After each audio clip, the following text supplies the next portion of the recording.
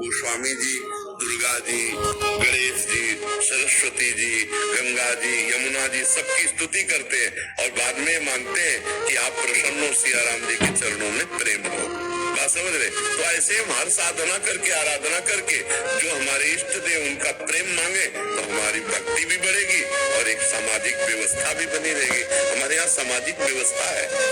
हमारे यहाँ तो जड़ का भी पूजन किया गया है। आज बरगद आई, बरगद के पेड़ का पूजन, आज पीपल के पेड़, आज आंवला की अक्षय तृतीया तो आंवला के पेड़ का पूजन। हमारे यहाँ तो जड़ वृक्षों की भी पूजा की गई है, जड़ वस्तुओं, अरे यहाँ तक कि नई कार हो, साइकिल हो, मोटरसाइकिल, उसका भी पूजन किया गया है। नहीं किया जाता, भगवान मान के किया जाता। नहीं बोले स्वस्तिक का चिन्ह बनाए और फूल वर्षा किए और पैर छुए, और गाड़ी में रोज अगर चलाने देखो तो ड्राइवर सबसे पहले हैंडल के पैर छूता है। कैसी भावना है? वहाँ भी भगवान, वो जान नहीं रहा कि मैं जो कर रहा हूँ उसका क्या स्वरूप है, लेकिन वो वहाँ भी भगवान की भावना है कि पहले गाड़ी में बैठेगा ना तो पहले हैंडल के पैर छू करके फिर ड्राइविंग। हमारे यहाँ तो जड़ वस्तुओं की भी भगवान के भाव से पूजा की गई है। चैतन्य भगवत स्वरूप तो भगवत स्वरूप है ही। राधा वल्लभ शेरवंश महाराज जी, आपके चरणों में कोटि कोटि प्रणाम।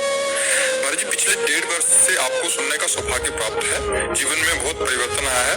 महाराज जी, मेरा एक प्रश्न है। महाराज जी, एक नाम में इष्टाकार वृत्ति होने के बाद गृहस्थ में बच्चों को धर्म की शिक्षा और संस्कार देने के लिए मेरा क्या धर्म है? घर पर बच्चे चाहते हैं कि जैसे महाशिवरात्रि हो तो शिव जी की, गणेश चतुर्थी हो तो गणपति जी, नवरात्रि हो तो अम्बा माता जी की पूजा अर्चना अच्छे से हो, परंतु जैसे हमारे पति हमारे प्राण प्रिय हैं और हम समय पर सास की सेवा करते हैं, नंद को भी अनुकूल रखते हैं, देवर को भी अनुकूल रखते हैं, ससुर को भी अनुकूल रखते हैं, आए हुए रिश्ते नातेदारों को भी अनुकूल रखते हैं, लेकिन पति तो पति ही है ना। और ये सब पति की प्रसन्नता के लिए करते हैं, क्योंकि वो पति की माँ इसलिए उसकी सेवा, वो पति का पिता है इसलिए उसकी सेवा, और पति के घर में आया हुआ अतिथि इसलिए उसकी सेवा। तो आप हमारी समझ रहे ना, हम जिन प्रभु से प्रेम करते हैं, जिनका नाम जप करते हैं, वो तो हमारे प्राण प्रिय हैं। लेकिन अब जैसे नौ दुर्गा आ गई तो अम्बा की सेवा कर रही है, वैसे हमारे पति प्रसन्न होंगे, प्रभु प्रसन्न होंगे। शिवरात्रि आ गई तो परिवार घर गृहस्थी में हम शिवदासना कर रहे हैं, गणेश चतुर्थी तो गणेश की कर रहे हैं, आए हुए अतिथि की सेवा, घर परिवार के रिश्ते नातों की सेवा। तो हम भगवान के स्वरूपों को ऐसे देखते हैं, भाई हम कोई हमारी माँ है, वो हमारे पिता है, जैसे भगवान शंकर पिता, अम्मा जी माता, गणेश जी। तो हम जो उत्सव आते हैं, जो त्योहार आते हैं, वो सब करते हैं, पर करते हैं अपने पति की प्रसन्नता के लिए। अब अगर उसकी परीक्षा ली जाए, सास बोले, ससुर बोले और रिश्ते नातेदार सब बैठे हैं, तो पति के एक तरफ किया जाए और उनको एक तरफ किया जाए तो पति के पक्ष में एक सेकंड में होकर सबका त्याग कर देगी, क्योंकि वो पति के लिए ही सबकी सेवा करे। ऐसे ही हम सब भगवत स्वरूपों की आराधना करें, लेकिन हमारा हृदय भगवान के किसी एक रूप में आसक्त हो जाए। जैसे हम राम जी को उपासना खंडन नहीं करती, उपासना मंडन करती है। उपासना प्रेममयी है। उपासना में कलह अशांति, जहाँ झगड़ा हो तो जान लो त्रुटि वो समझ नहीं पा रहा है। हाँ, एक निष्ठा आती है जैसे मीरा जी की, वो चरम सीमा। आप जैसे पीएचडी की बात और कक्षा 1 की बात अलग, ये बात जो हमने कही ये समभक्ति की है और एक अनन्य भक्ति का स्वरूप आता है। मीरा जी का जैसे मेरे तो गिरधर गोपाल दूसरों न कोई, जाके सिर मोर मुकुट मेरो पति सोई। अब उनके ननंद और सास कह रही कि चलो देवी पूजन करने, अगर आप देवी पूजा नहीं करेंगे तो हमारे कुल की रीति टूटती है। तो उनका नहीं, हम तो कोई अन्य देवी देवता मानते नहीं, हमारे तो जो कुछ गिरधर गोपाल, वो स्पष्ट कहती है। तो मोक्ष पदवी भी प्राप्त करती और जो चाहे वो प्राप्त कर सकती है। पातिव्रत धर्म में बड़ी भारी सामर्थ्य है। सच्चाई की परीक्षा तो तभी होती है जब विपत्ति आती है। तुम धैर्यवान हो, तुम धर्मात्मा हो, तुम हमारे मित्र हो या तुम हमारे अर्धांगिनी हो, इसका परिचय तो तभी मिलता है जब विपत्ति हो। अर्थात मित्र विपत्ति में हो तो उस समय उसे छोड़ना नहीं चाहिए। तुम विपत्ति में हो तो धर्म नहीं छोड़ना चाहिए, धैर्य नहीं छोड़ना चाहिए। अगर पति विपत्ति में है, बहुत संपत्ति अपहरण हो गई, तो ऐसे पति का किसी भी तरह से मन न दुखावे कि अब आपके पास तो कुछ रह नहीं गया, हमारी आप कामनाओं को पूर्ण नहीं करे। तो धीरज धर्म मित्र अनुनारी, आपद काल परखे चारी। जो ऐसी स्थिति में अपने पति का सहयोग करती है। वनवास हुआ, सियाजू ने ना तो जनकपुर का सुख स्वीकार किया ना अवधपुर का। कहा जहां प्रभु श्री राम के चरण, वही मुझे करुण अयोध्या जैसा सुख मिलेगा। यदि कोई स्त्री, अनुसुईया जी उपदेश करें सियाजू को, अपने पति का किसी कारणवश अपमान, धन नहीं है, उतना विद्वान नहीं, उतना ज्ञान नहीं, और तुम्हारे ही कर्मवश तो तुम्हारा पति बना है, उसका अपमान, पातिव्रत धर्म की यहां चर्चा करें। क्योंकि सबसे बड़े पतिव्रताओं में शिरोमणि है श्री अनुसुईया जी, जिन्होंने भगवान हरि, हर और ब्रह्मा को 6 महीने के बालक बना दिया अपने पातिव्रत धर्म से। वो कह रहे हैं कि तो देखिए दोस्तों, प्रेमानंद महाराज जी ने यहाँ पे कितनी सुंदर व्याख्या की है, कितने अच्छी तरीके से समझाया है करवा चौथ के व्रत के बारे में। और साथ ही जो प्रेमानंद जी महाराज जी हैं बहुत ही अच्छे गुरु हैं और सभी बातें भक्ति की बताते हैं, और हमें ज़्यादा से ज़्यादा इनके प्रवचन सुनने चाहिए, इनको इनकी बातों को अपनाना चाहिए, क्योंकि तभी हमारा महिलाएं हैं जिन्हें यह व्रत भूल कर भी नहीं करना चाहिए, क्योंकि इससे न सिर्फ उनके जीवन में बल्कि उनके पति के जीवन में भी बड़ी परेशानियां खड़ी हो सकती हैं। और करवा चौथ की पूजा के दौरान अगर आपने यह 5 चीजें चढ़ा दी तो मान लीजिए कि आपके पति का जीवन संकट में पड़ जाएगा। इतना ही नहीं, कई सुहागिन महिलाएं करवा चौथ पर पूजा के दौरान कुछ ऐसी गलतियां कर बैठती हैं जिसकी वजह से उनका व्रत खंडित हो जाता है और उन्हें जीवन भर इसके परिणाम भुगतने पड़ते हैं। दोस्तों, अगर आप यह व्रत कर रही हैं तो इस वीडियो को अंत तक देखना बेहद जरूरी है, क्योंकि हम आपको बताएंगे कौन सी 5 चीजें चौथ माता को भूल कर भी नहीं चढ़ा चाहिए और कैसे आप अपने व्रत को पूरी शुद्धता और श्रद्धा से पूरा कर सकती हैं। याद रखें, करवा चौथ का व्रत माता पार्वती से जुड़ा है और सच्चे दिल से किया गया। यह व्रत आपके जीवन को सुख, समृद्धि और खुशियों से भर देता है। तो वीडियो को पूरा देखें और कमेंट बॉक्स में जय माता पार्वती जरूर लिखें।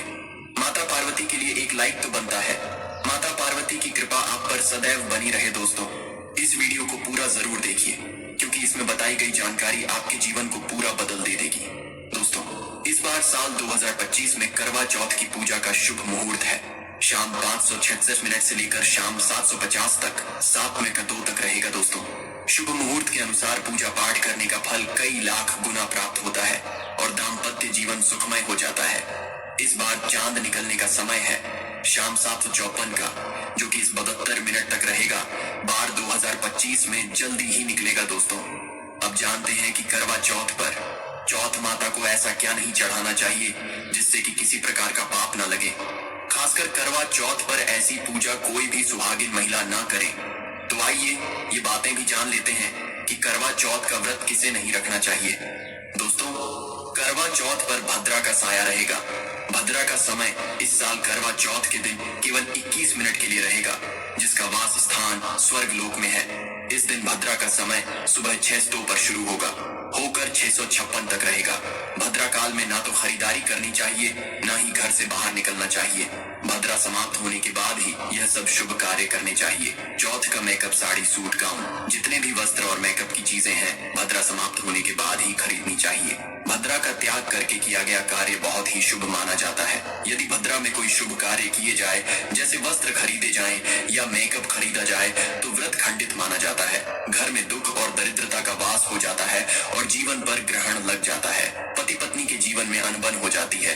वैसे ज्यादा घबराने की जरूरत नहीं है, क्योंकि भद्रा कुछ ही समय की है और वह भी सुबह के समय रहेगा। बाकी का समय पूरे दिन अनुकूल है।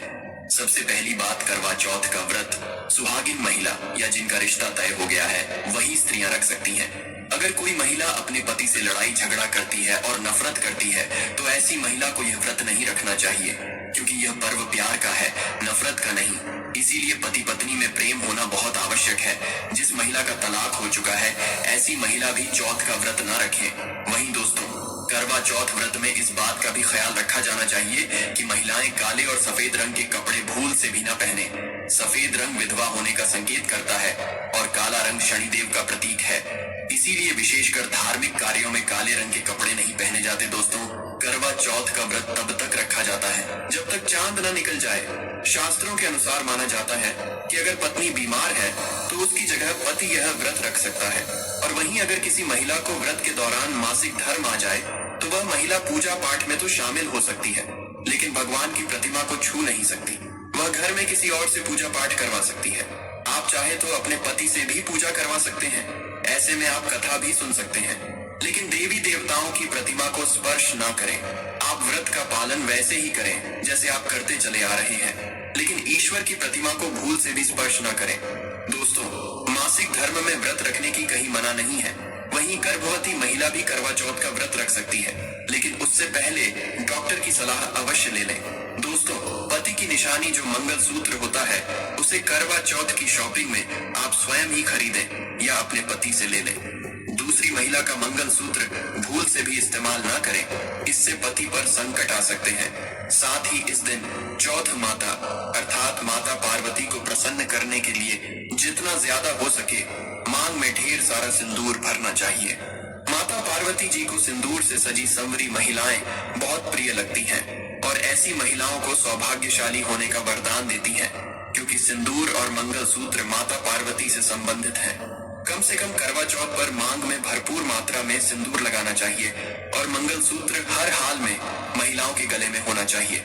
दोस्तों, करवा चौथ शिवाय नमस्तुभ्यम। दोस्तों, कैसे हैं आप सब? आई होप आप सब अपने घर पे बहुत ही अच्छे होंगे। तो जैसा कि यहाँ पे प्रेमानंद जी महाराज जी ने बताया है, बहुत ही अच्छी व्याख्यान की है कि हमें करवा चौथ का व्रत कैसे रखना चाहिए, किस तरह रखना चाहिए, और कौन कौन लेडीज़ करवा चौथ का व्रत रख सकती हैं, और जो हमारे सुहाग की चीज़ें होती है हमें उन्हें मतलब कैसे यूज़ करना चाहिए और किसे देना चाहिए, किसे नहीं देना। तो जो भी मेरी बहनें हैं जो भी करवा चौथ का व्रत रखते हैं तो बहुत ही सावधानी के साथ रखें, पूर्ण निष्ठा के साथ रखें, और पूरी मतलब पूरे जो इसके महत्व हैं सब ध्यान में रखते हुए करवा चौथ का व्रत रखें, निर्जला व्रत रखें, और बहुत ही सावधानी से रखें, क्योंकि ये हमारे पति की आयु के लिए व्रत होता है, और अखंड सौभाग्य सबका बना रहे। और जो भी यहाँ पे नियम कायदे कानून बताए हैं प्रेमानंद जी ने, उसी तरह करवा चौथ का व्रत रखें। और मुझे कमेंट्स में बताएं आपको ये वीडियो कैसी लगी, क्या आपको जानकारी कैसी लगी, और आगे मैं किस टॉपिक पर दूसरी वीडियो लेकर आऊँ। और इसी के साथ साथ आप मेरे चैनल को सब्सक्राइब करना ना भूलें, वीडियो को ज़्यादा ज़्यादा शेयर करें ताकि सभी को जानकारी मिलती रहे, और मेरी सारी वीडियो को आप लाइक करें, और मुझे कमेंट्स में ज़रूर बताएं कि नेक्स्ट वीडियो में कौन सी डालूं, कौन से फेस्टिवल पे डालूं, या कौन से उपाय मैं यहाँ पे डालूं। और मेरी वीडियोस को ज़्यादा ज़्यादा प्यार दें, मेरे चैनल को ज़्यादा ज़्यादा सब्सक्राइब करें। Thank you.